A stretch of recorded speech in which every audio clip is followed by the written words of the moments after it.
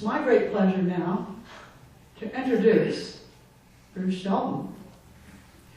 And to most of us, he doesn't need an introduction, but I just want to reiterate a few points, especially for people who don't know him, or who don't know him as well, that for as many years as I can almost remember, I think I've known Bruce, and he's been everywhere in this building. I think on the roof, under the building, you name it, he's been into it, helping do something in this building, and being there always with a big heart for all the people and the relationships. And he's served on board of directors before. Currently, he's the president of the board of directors and on the pastoral council, senior pastor. And he helps us every Sunday coordinating music and sharing also piano and singing himself. And we just appreciate it so much. And there's a dynamic duo here with Marty. They're great teamwork, indeed. Lucy's doing her little dance there. Yeah, wherever you see Marty, there's Bruce, there's Marty. And they're always up to something. So anyway, we look forward to his talk today about mindfulness, and let's give him a warm welcome. Well, let's I like, anytime I talk here, as you know, I always like to start just with a few moments of silence and ask you to just pray that I can allow God to flow through me and say exactly today, not what I want to say, but what you need to hear from God. Okay, let's all just take a moment. Go with that.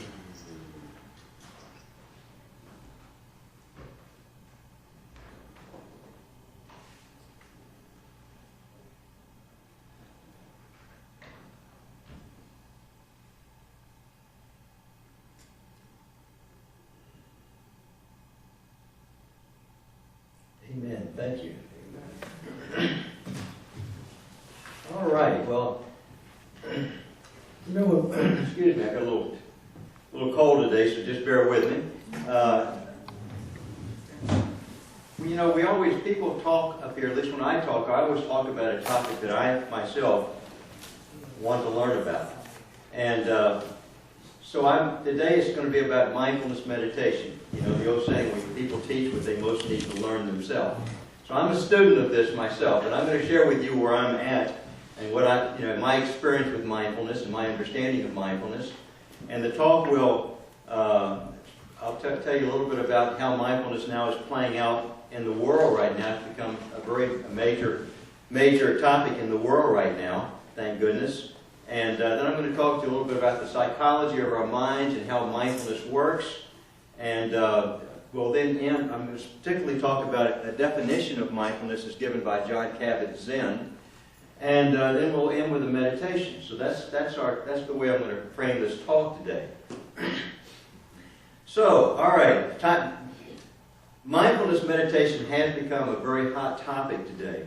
It's made the cover of Time magazine a couple of years ago. You may remember this cover. It's called, under here it says, The Mindfulness Revolution.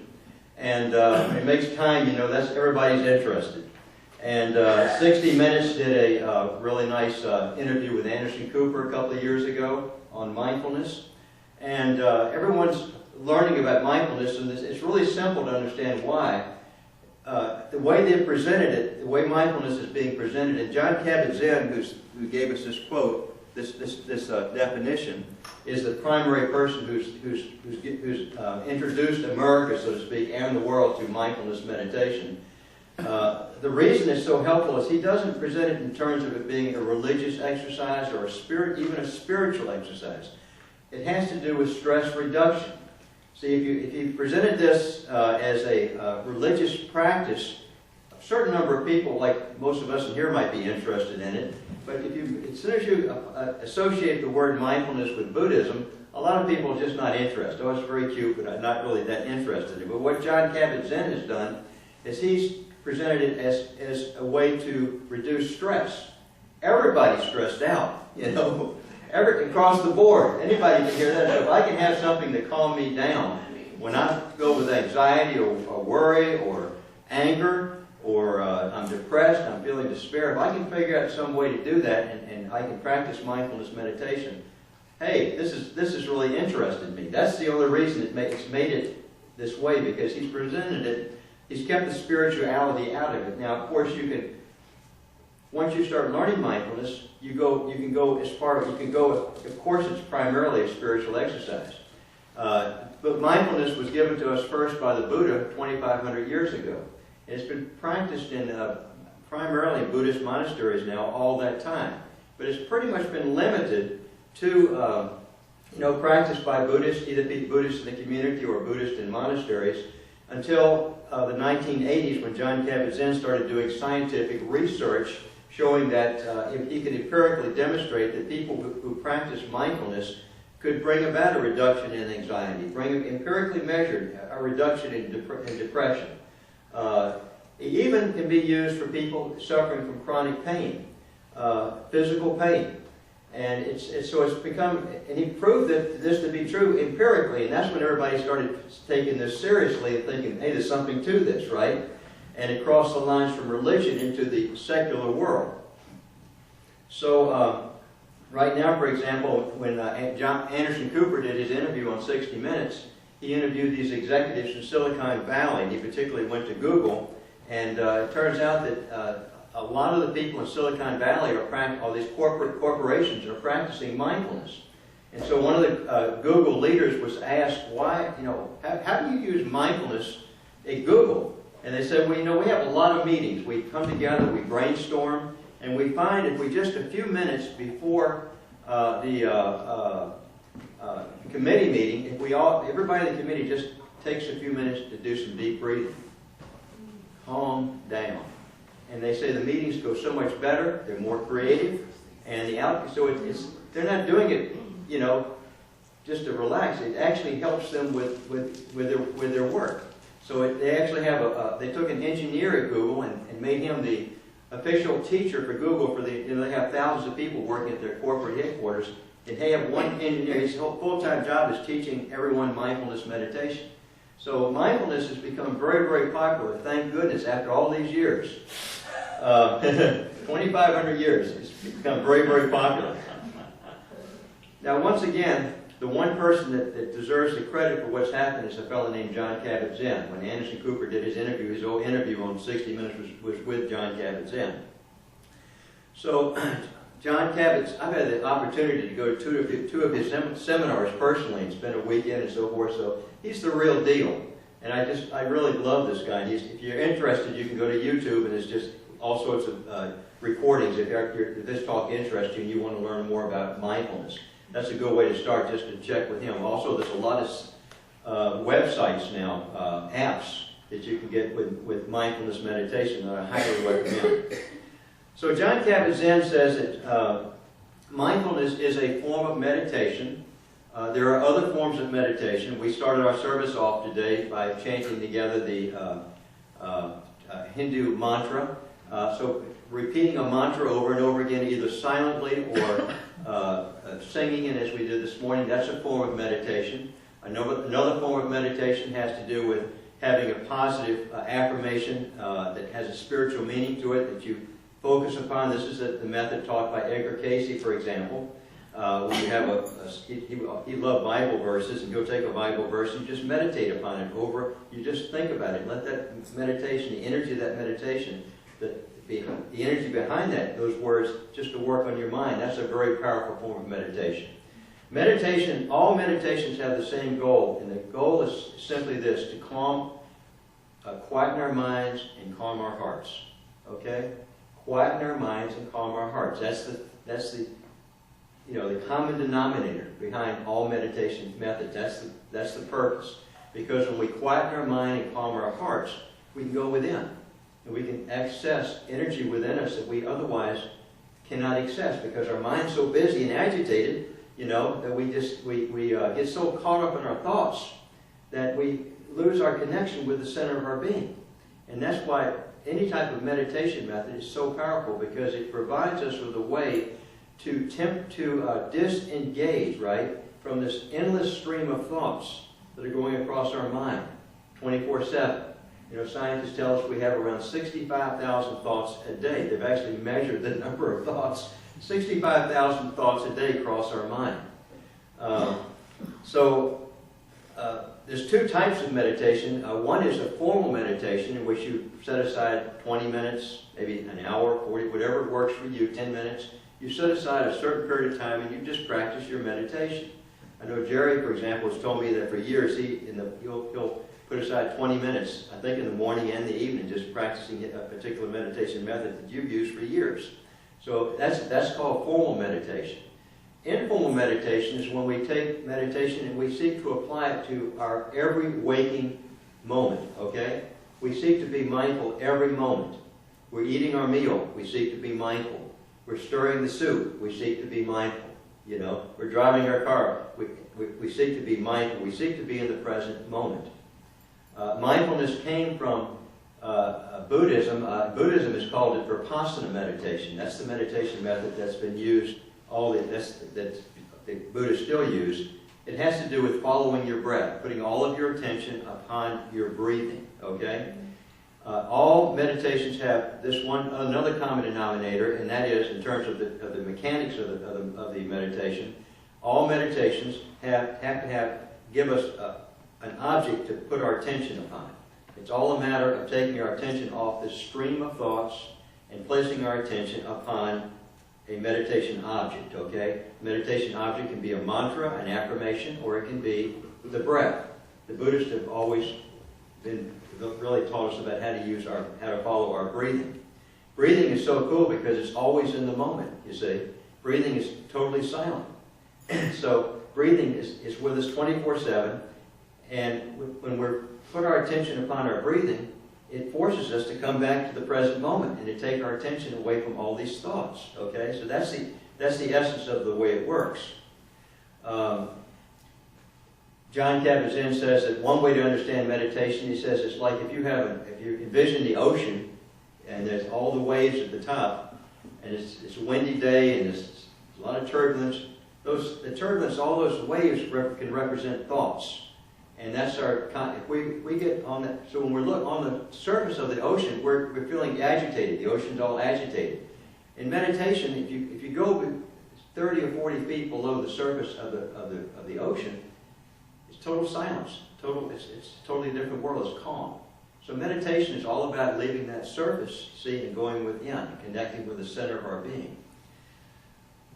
Now, John Kabat-Zinn's definition is, I love this because it's so simple, and I like it so much I actually went to Vistaprint and had this special poster created just for today's talk. Because its definition is so great.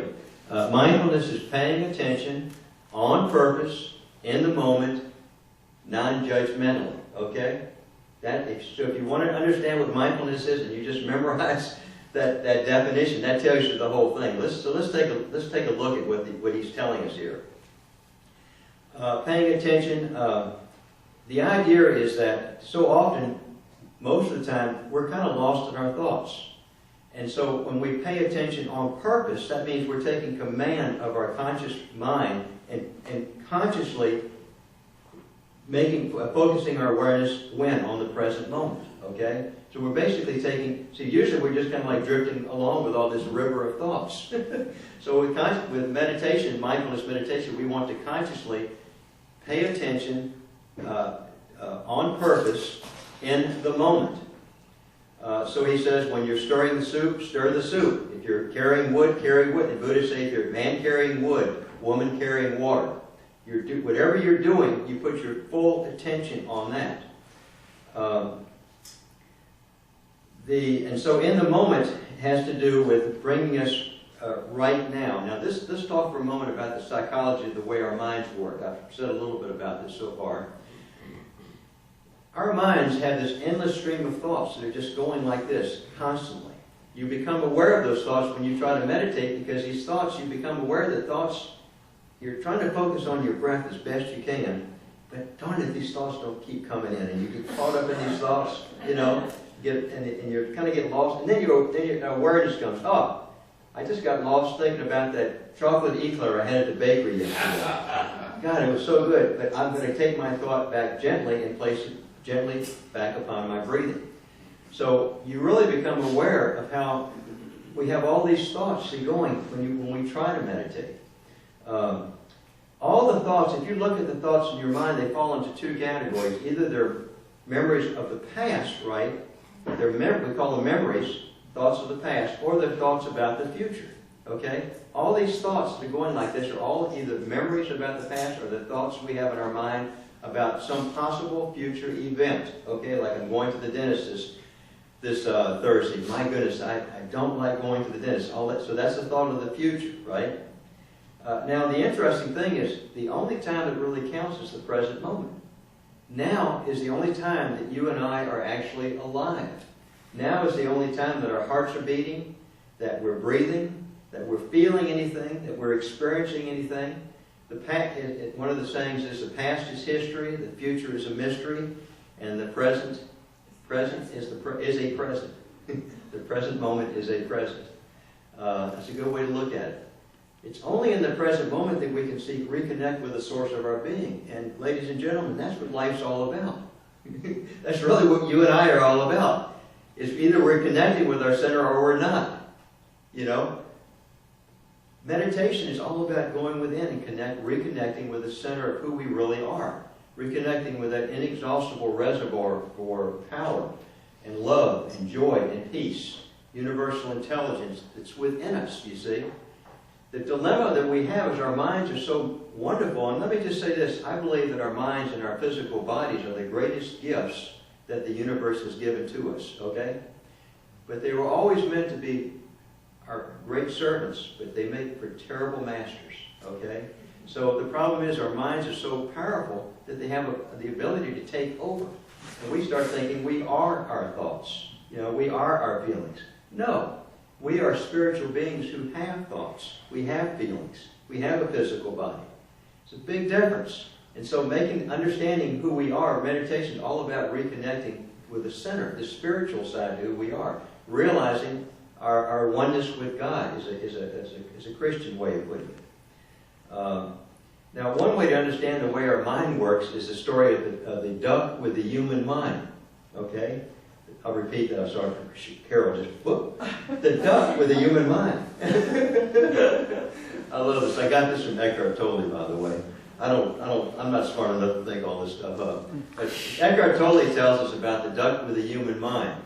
All of us have seen ducks on a pond and they're swimming around, and sometimes we see two ducks that come together and they're tussling with each other over territory, and one of them loses, the alpha male wins, and one of them paddles off, and these struggles are always short-lived. They don't go on for long.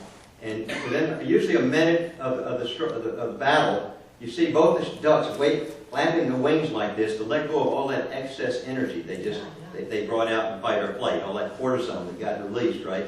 They're releasing it.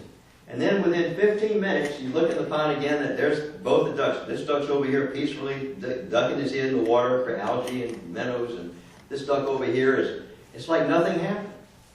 You see? It's like nothing happened. That's the way animals are. They're one of our greatest teachers. All animals are like that, right? Now, consider a scenario in which you have a duck with a human mind, all right? This duck just had this tussle, and he's paddling away, and all these thoughts start going, right? And the thoughts go like this: that guy, I can't believe what he did to me. He's done this to me before. I can't stand it. All the other ducks in the pond saw me just now. I'm humiliated. I can't believe what just happened. The last thing I do, I'm going to get even with that guy. I'm so angry, I'm hurt. And the thoughts go on and on and on and on. And it doesn't go on for 10 minutes or 5 minutes. Thoughts like that with you and me can go on for years, right? Think of resentments. You know, anybody in this room got any resentments towards anybody? Be honest. Everybody, you don't have to raise your hand. We all do, right? Resentments are toxic energy for our mind. When we have a resentment towards somebody else, we are allowing that person to rent space in our own mind, to rent real estate in our own mind. What could be more foolish and irrational than that? When we allow ourselves to be angry towards somebody else, so often resentments are towards somebody that's not even in our life anymore. We don't even see, but that person's not having to experience the feelings I'm feeling thinking about, you see? They're history. But I'm allowing toxicity to come into my mind. Maybe 3 in the morning I wake up and I start thinking about somebody I'm upset with, right? And I can't go back to sleep. I'm not hurting the other person. Who am I hurting? Bruce Shelton. You know? So it's totally irrational, you see? So one of the most important things for us to do, you see, is to learn to let go of memories, regrets. Yeah, that's another good one. Regrets and resentments, guilt. Things that have happened, these are all past, based on past experiences. So it's so important to let the past go. Just release it. And one way to escape from all these thoughts is through mindfulness meditation. Another way to understand mindfulness is in the way our mind works is a story of these 2 Zen monks named Tansen and Aikido. Okay? Tansen and Aikido are walking through the forest. They're returning to their monastery. They've been on a long trip. And they come across a village, and there's a river there, and it's been raining, and the water's got real muddy, and they see this young woman that's wanting to cross the river, but she has this beautiful kimono. She's just looking at the river. She doesn't want to get her kimono all messed up. And so Tansen goes over to this woman and says, may I help you across the river? And she says, oh, thank you so much. He literally picks her up, carries her across the river, puts her down, rejoins Aikido, and they continue with their journey. Well, 5 hours later, Aikido finally can't hold it anymore. He blurts it out. Why did you do that? You know us monks are not supposed to be having contacts with females. And Tansen says, I put her, I'll get a chill on this, I put her down 5 hours ago. You've been carrying her all this time in your head. Can you hear? Isn't that a great story? That's what we do, you know. We got to get over that, you know. We got to let go of this carrying all these past memories. We need to let go. The last part of this meditation here, this is the last part of my talk here, is, and then we're going to do a short meditation, is non-judgmentally. Now, this is such an important teaching. One of the big problems we have with our minds is our minds are constantly labeling everything, good and bad, good and bad. I like that person, I don't like that person. I like this politician, I don't like that politician. I like this job, I don't like that job. And we go through life and we're labeling everything, and as soon as we don't like something or somebody, we create a thought in our mind that then is then followed by a series of other thoughts. These other thoughts run something like this. I can't stand it. I can't, this is horrible. This is terrible. I can't believe that person is the way that person is. I can't believe this situation. See, all these thoughts follow that one labeling thought. And the idea is, wisdom teachings teach us to stop the judgments, right? Just everything just is what it is, right? The one way to understand this story is the story of the man who said maybe, okay? This man is very fortunate one day. He wins the lottery in the city that he lives. He wins this $50,000 Lexus, right? Makes the newspaper. Everybody's congratulating him. And his neighbor comes by and says, "You are the luckiest guy I've ever seen. You just won this $50,000 Lexus." And the guy says, "Maybe," right? Well, the guy's driving his Lexus around town, and 2 or 3 weeks later, he's in an accident, right? This drunk driver runs into him, destroys his car. He ends up in the hospital with a broken leg and recovering in the hospital. The neighbor comes to visit him and says, "You are the unluckiest guy I've ever seen. You know, this is a terrible accident you just had, and that beautiful car you just won in the lottery. You're the unluckiest guy." And the man says, "Maybe," right? Well, a couple of days later, this terrible storm hits the town where they live, the city where they live, and this man's house who's in the hospital now. This man's house is on a mountain overlooking the ocean, and this terrible storm hits. Mudslide causes his entire house to be washed out to sea at 3 o'clock in the morning. Had he been in that house, he'd have been killed. So the next day, Neighbor comes to visit him in the hospital. You're the luckiest guy I've ever seen in my life. What do you think the guy said? Yeah, you're listening. Good. The idea is this, that sometimes when the worst things happen to us, think about your own life when you've had really hard times, things happen to you. When you look back and objectively, right, it turns out that hard experience was actually a blessing in disguise, okay? Because for one thing, when we have hard experiences, it causes us to pray and meditate a little bit more deeply than we've ever done before. Why? Because I can't stand the pain. And it causes us to break through our egoic minds to the center of our being, to God's presence within us. Okay, so that's the general idea. Difficult situations can be a blessing in disguise. I have a job where I work as an addictions counselor, and I get a lot of referrals from the traffic court with people who get DUIs, and they have to do a program of alcohol counseling, and also, of course, do drug counseling as well. And so people come in, and getting a DUI in the city is serious business. The DUI laws are are really tough.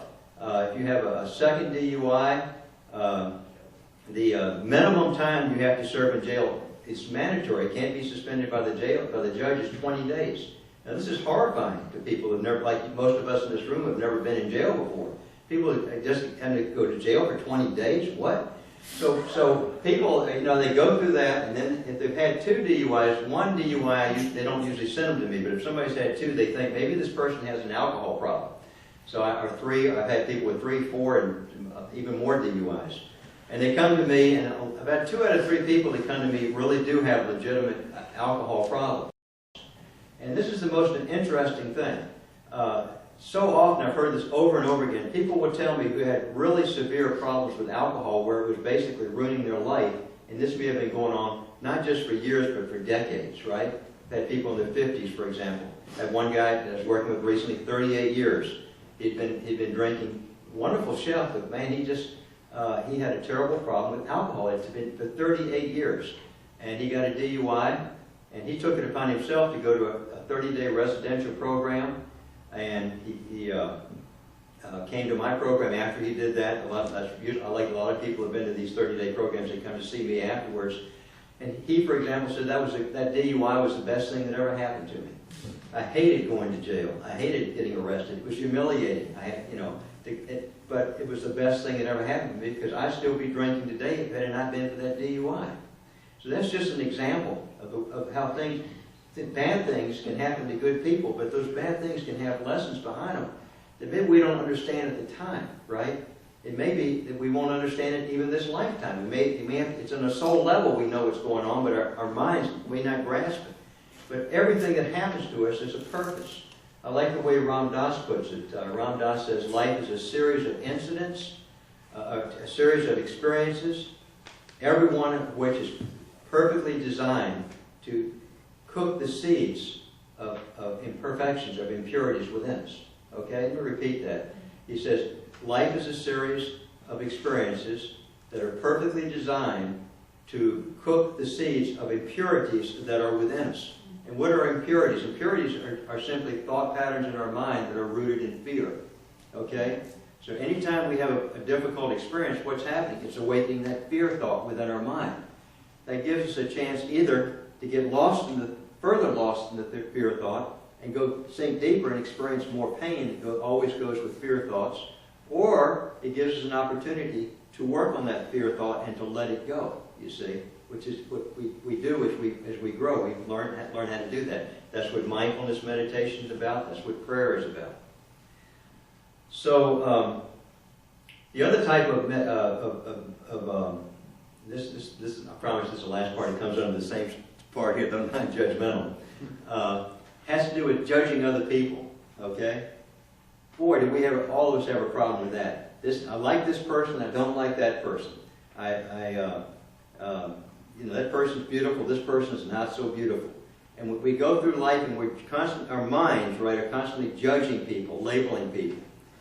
If we're serious about spiritual awakening, ladies and gentlemen, we have to give that up. We have to give it up. We have to give up the judgments of others. There's no middle ground here. We have to stop it.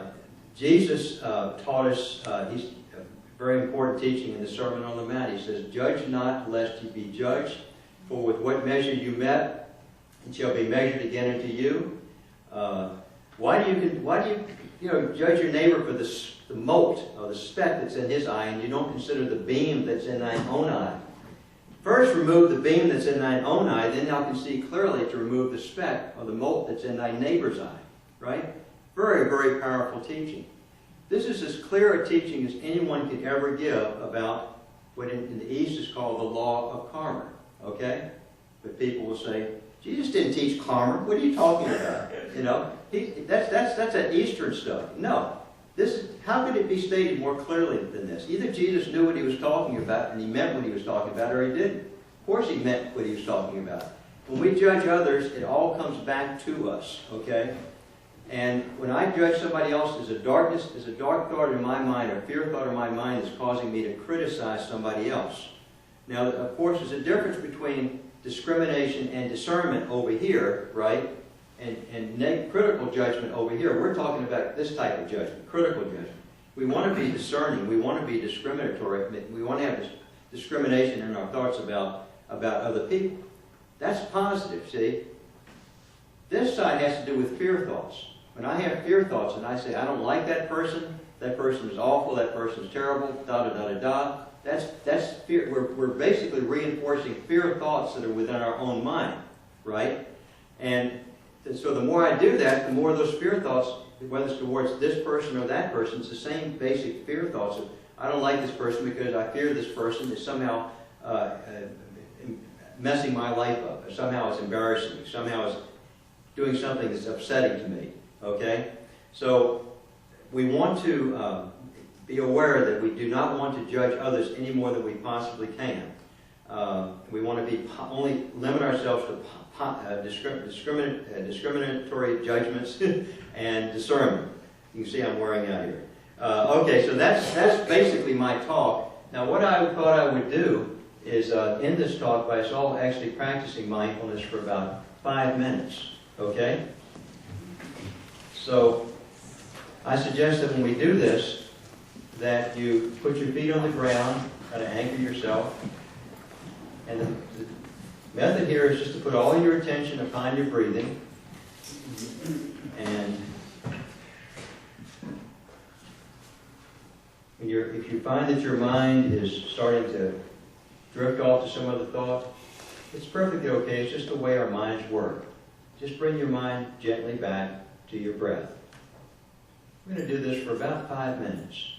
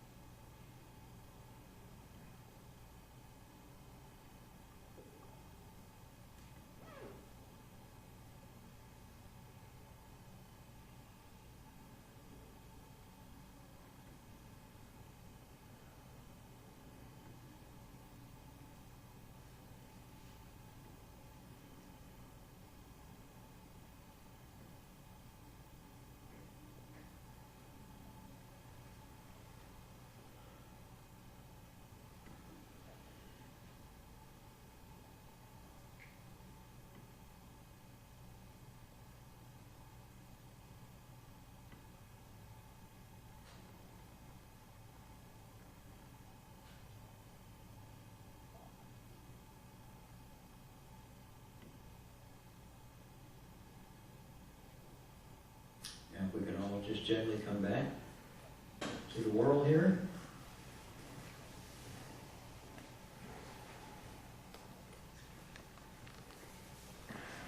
Thank you very much.